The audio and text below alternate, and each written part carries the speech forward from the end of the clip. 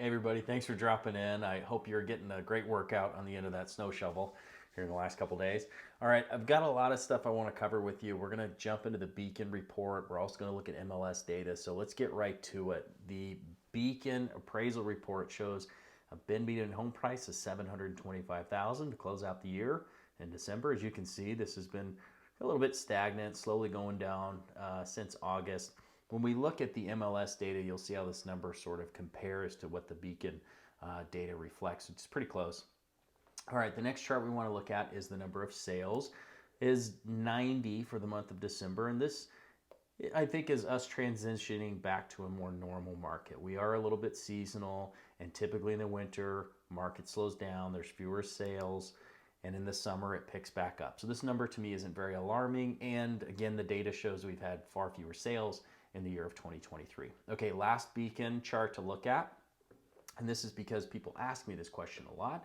How many cash deals have we had? Well, here's a good comparison between conventional and cash. You can see over the last year, the number of conventional transactions has gone down, and that is, of course, due to the interest rate back in 2021 when rates were still really low.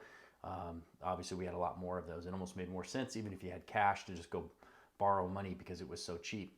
Okay, the next chart I want to shift over to is the MLS data. And I took a look back over the last handful of years to sort of paint this picture of how we got here from the pandemic highs. So take a look at this. In 2020, we had 2,600 unit sale. Now keep in mind, this is single family homes in Bend under an acre. So no condos, no townhomes, and of course no acreage property. The DOM stands for days on market. So you can see it was 41 in 2020. And look at that average price in 2020, 611,000. This is when the pandemic craze really started, right? We were sort of shut down and we saw the real estate market start to take off in 2020. And then we jump into 2021. Sales were about the same. Days on market went down. Average price took a huge jump to 773,000. And then look at 2022. We saw fewer sales because the market finally started to slow down. It was probably May, June, July is when we really saw the peak, and things sort of decreased from there due to the interest rate going up. Days on market went up, still had a huge jump in the average sales price. And then, of course, we look at 2023. The number of sales from 2022 is down about 29%. And the days on market has almost doubled, but look at the average price and the median price. It's pretty much stayed the same from 2022. And we had the huge jump from 2020.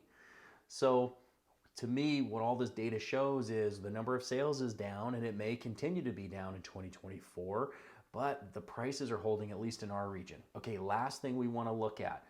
This is data from the National Association of Realtors, and this basically shows you what's expected to happen in the next 2 years. Life still happens. Whether prices are up, prices are down, rates are up or down, people are still having babies, getting married, getting divorced, changing jobs. All of these things will cause transactions to happen. People will need a bigger house, a smaller house. They'll need to move to a different area.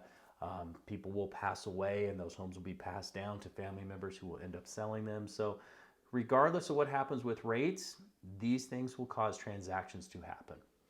All right, I don't want to go too much further. This video's already gotten kind of long. We'll talk a little bit more about interest rates in next month's video, but thank you guys for tuning in. Happy New Year. I hope 2024 is a great year for you.